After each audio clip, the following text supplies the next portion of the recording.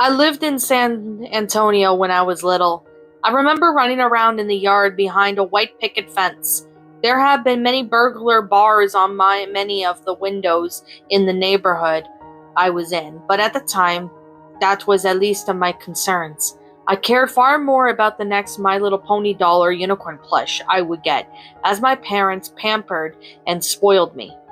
I still remember my favorite outfit too. I had these little black tie-up dress shoes, white leggings, and a pink tutu and a giant pink paprika that I wore whenever I get the chance to. It never really got cold enough for me to need it. My parents still let me wear almost anything I wanted, so as long as I was covered up well enough to be decent. I was 4 or so my dad always tied my shoes for me, but quite often they'd come untied. I really did get sick of running up to him, pointing at my shoes, and putting on the pout. I remember one night when it got pretty late, and I kept waking up out of my little twin-sized bed. I looked out the window and out my yard. I saw a little girl in a yellow dress jumping rope. Why was she dressed for Easter in August? She appeared to be about 6, and her hair was very dark brown. She looked like she could have been in a half Hispanic. She looked very happy, but I had to stare. What was she doing in our yard? I knew my dad had closed and locked the gate. Without thinking, I went outside. The doorknob was still a little hard to reach, but I had a stool for that. Stepping out in my footy pajamas, I approached the girl. "Why are you up so late?" She stared at me and giggled. "I don't have to go to sleep." "Why not?" "You don't have to sleep when you're like me." At the time, I had no concept of ghosts. I didn't ask any questions, so I just smiled. "Well, can I be like you too?" "I don't think your mom and dad would be happy." I still didn't understand, but just nodded. "What's your name?" "Oh, my name is Emily." At that point, I heard my parents call for me. I knew my rear end would be beaten red. I swiftly waved and ran back to the open door. "Who were you talking to, sweetie?" my mother asked me. I was just glad it wasn't my dad. He would have spanked the heck out of me. "Oh, I was talking to Emily." "Okay, sweetie. Mom was always nice about things like that. Good night, Emily. It's time for my little girl to go to bed." When I looked out the window, I didn't see her anymore. Did my mom calling for me to scare her away? I hope not. I wanted to see her again. After I went to bed, it wasn't hard for me to fall asleep. I had a dream where Emily and I were running through a field of black-eyed Susans, playing tag. I slept soundly. When I woke up, I could smell breakfast cooking. "I heard you made a friend last night. Could you try and make friends a little earlier?" My dad gave a joyful smile. I just smiled back. I couldn't help how late she showed up. "Okay, Daddy," I said agreeably. I had 2 tiny pancakes and a few of those tiny sausages. I loved those. My father just went off to work, and about 11, after my little tea party with my stuffed animals, even though I just had juice, I went outside to play. I was wearing my favorite little tie-up shoes. My mom was busy and my dad was at work. Surprisingly, I turned around, and Emily was just right there. I was happy to see her and smiled widely. She did notice that I was staring at my shoes, though hers weren't much different. She leaned downwards and untied hers and tied them again so slowly so I could do it step by step. After that, we just chased each other around the yard. Soon I saw my mom staring out the window, seeming a little confused. When it was time for dinner, she called me in. My shoe came untied when I got inside, so I bent down to tie it myself. My mom lifted a confused eyebrow. "Where did you learn to do that?" she asked, seemingly baffled. "Emily taught me." "Your imaginary friend?" I didn't know what to say at that point, so I just shrugged. When my dad got home, my mom talked to him. My father had a staunch disbelief in spirits. "She's probably learned that on TV while you were cleaning up the bedroom. Don't be silly." I heard them fussing at each other. I hated times like that. I just huffed and puffed fussily and walked back outside to look at the setting sun. Emily appeared again. "I'm sorry," she said. "It's okay. They'll stop soon. I think I can play again tomorrow." She only smiled, but then her smile quickly faded.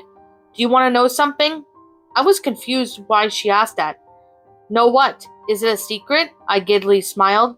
"A big secret. Go to Eastview Cemetery." "Why?" At a time, I didn't know what a cemetery was. That's why. Look at the family plot that says Gonzales. Okay, Emily, I'm getting a little sleepy. I think I will go to bed. When I spoke, she was already gone. The next morning, I asked my dad what the cemetery was, and he gave me a strange look. Why do you want to know that? Emily told me to go there. I'm supposed to find something. The color drained from his face. My mother was just standing by the refrigerator with one of her ever so common "I told you so" looks on her face, clearly directed at my dad. It was Sunday, so he had no work. I guess we can go find what she wants you to look for. I nodded. He was losing faith at the idea that Emily was imaginary. When we arrived there, I found a fairly new-looking family plot labeled Gonzales. I was looking around, and though I was young, I could already read very well.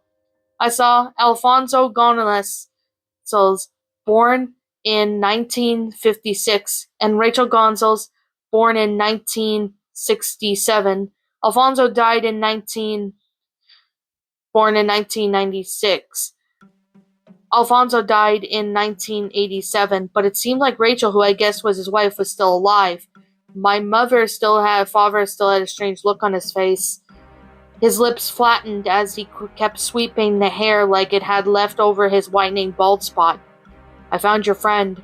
Emily Gonzales was born on April 3rd, 1981, and apparently lost her life in July of 1987. She was my first friend, and I will never forget her. Every time I tie my shoes, I still remember her smiling brown eyes. After that day, I didn't see her very much anymore. Do you know? She asked. I tried so much to smile. I tried so hard to very smile, but all I could do was cry. She couldn't grow up with me. She would be trapped in there until her spirit could rest. In 1987, there was a fire in the same yard we lived in. Alfonso ran into the house to rescue Emily, and both of them perished. I asked my dad if I could go meet Rachel, but he only told me that it wouldn't be very nice. The next spring, though, through my sightings of Emily became more and more sparse. I never forgot about her. I still had dreams of what it would be like to grow up with her, and what it would be like to go to school with her, and even what kind of mother she would have been. Every time I woke up from those dreams, I would cry. She could never have that. Death was so mean. Around the time my father decided it was time to move, he wanted me to go to school in a better neighborhood, as activity in that part of San Antonio was on the rise. Daddy? I asked after the most of our things were packed. What is it, honey? Can I go to that big field of flowers you showed me and Mommy? He smiled. It was that time of year for flowers. Of course. I just nodded and grabbed the pink ribbons that I wanted for my hair. It was really short at the time, so I didn't know why I'd even grabbed it. And can we do something else too? You only listen to me. I want to say goodbye to Emily. He bit his lip and walked away. I heard him talk for my mom for a minute, not angrily though. She walked out of the room and hugged me. My dad always did this when he cried. He never wanted to see anyone else to be around. That afternoon, I went to the field. He just watched me play in the flowers and tie my shoes whenever they'd become undone. I could tell that he still felt sad, but I didn't want to talk about it. My mom used to tell me that it would hurt his pride. Not that I knew what that meant. Upon seeing the group of black-eyed Susans, I paused to pick up a few and tie them around the ribbon. They reminded me of Emily. The dark centers made me think of her eyes, and the yellow made me think of her dress. I walked up to my dad and he nodded. We quietly went to the cemetery. He still bit his lip. I think I was growing up too fast for him. Finding Emily's grave, I set the flowers on it. This time I cried. It wasn't because she was dead so much as because I probably wouldn't see her again. Goodbye, Emily. What's up, my pretties? It's the Lion Queen here. I want to appreciate you all for tuning into this video, and I do appreciate you guys supporting my video by giving this video likes and stuff. If you really enjoyed this video, be sure to leave a like, comment and subscribe if you're new, ring the bell for notifications to when I upload so that way you guys will get updated for whenever I upload.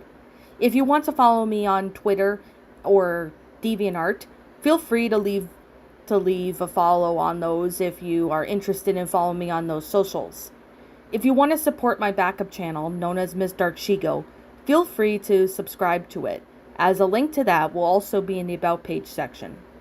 And with that being said, and that being the case, thank you so much for watching, my pretties, and as always, stay pretty.